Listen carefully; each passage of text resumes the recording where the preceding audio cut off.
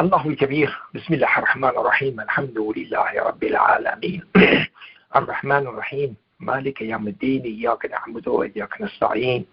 اهدنا الصراط المستقيم صراط الذين أنعمت عليهم غير المغضوب عليهم ولا الضالين. الله الكبير.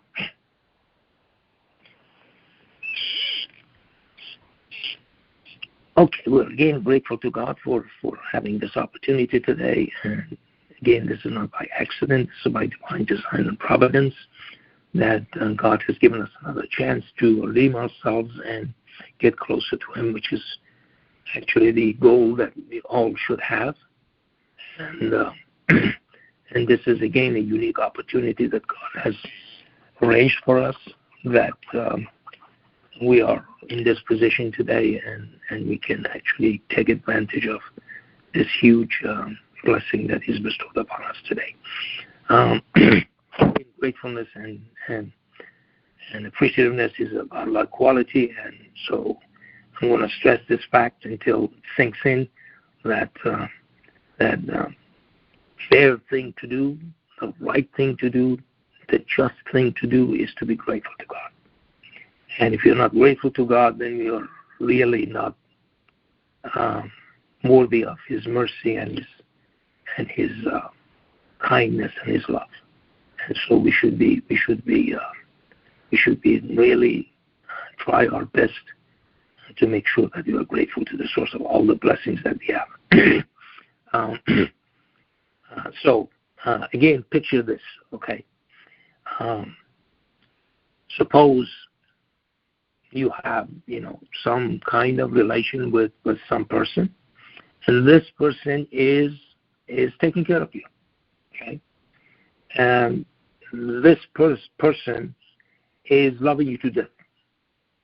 It doesn't matter, okay? And in return, the person who is receiving all of this kindness and provision, everything from this person, is not respectful to this person. Is denying the entire thing. Is calling this person names and all kinds of stuff, okay? And you look at this picture and you say, my God, this is not a fair relation between these two people, okay? So we have to be able to judge fairly. That's what God says in all the scriptures. When you judge fairly. You judge equitably. A relation between two entities have to be mutual. It means that when somebody does good to you, you have to return that good deed. Okay? And the thing is that God is loving us. And it doesn't matter what we do. He comes back and He gives you more chances. It never ends. Okay? So again, you go to this relation between these two entities. One entity is giving, has nothing, everything that he or she does is altruistic. Doesn't want anything in return. And on the other hand, this guy who's receiving all of these stuff is ungrateful. Okay? He's not respectful to this person. He doesn't acknowledge the help that he or she is getting from this person. Okay? Is this a fair and a just relation between these two? Why do we expect this from God? Why do we expect that if we commit murder, God is going to bless us? Well, He told you not to do this. Okay?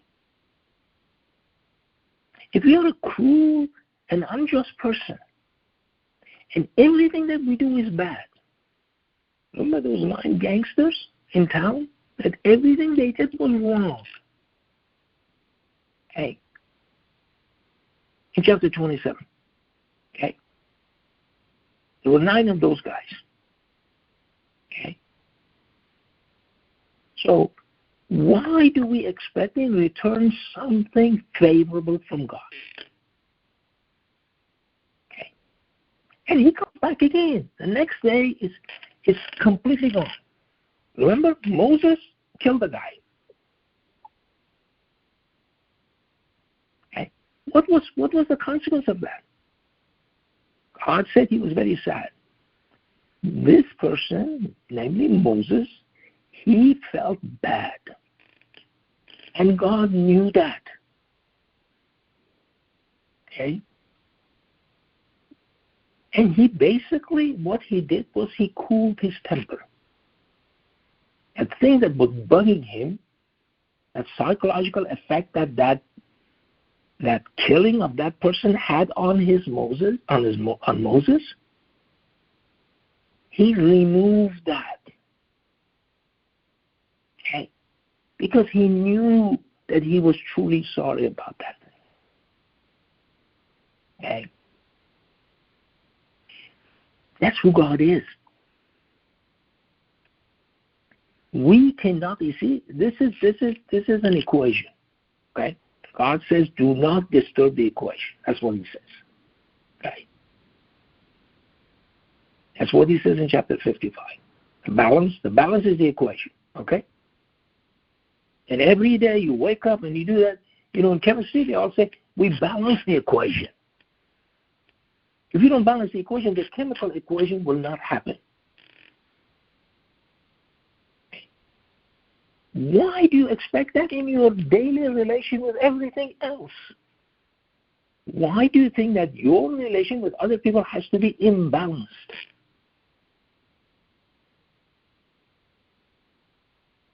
Didn't you expect for God to be nice to you as an individual?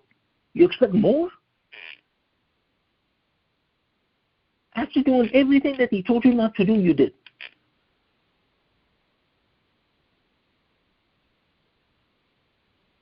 How can we expect that? Is that a fair assessment of this whole situation? Is this a just verdict for this whole relation?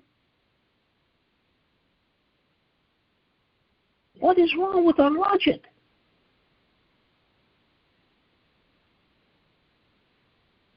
If you do something wrong, there are consequences for that. God says that. Okay? We went through this idea of the entire thing, the procreation organs that God has given us. In order for a male and a female to increase the population. Okay? That's the only way that it is good and natural.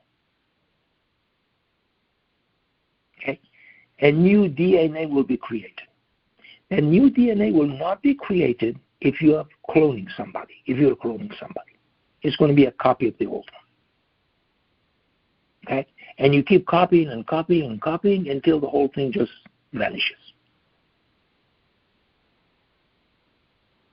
So that thing, that whole idea, that philosophical idea, if you will, that whole metaphysical idea of procreation, okay, that was forgotten.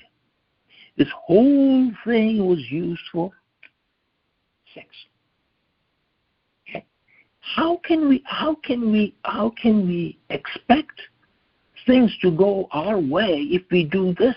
Well, when you do that, 50% of all the pregnancies are unwanted pregnancies. That's what they're saying. 50% of all pregnancies are unwanted pregnancies. Okay. So what's the consequence of that? Well, abortion, obviously. Okay. But they don't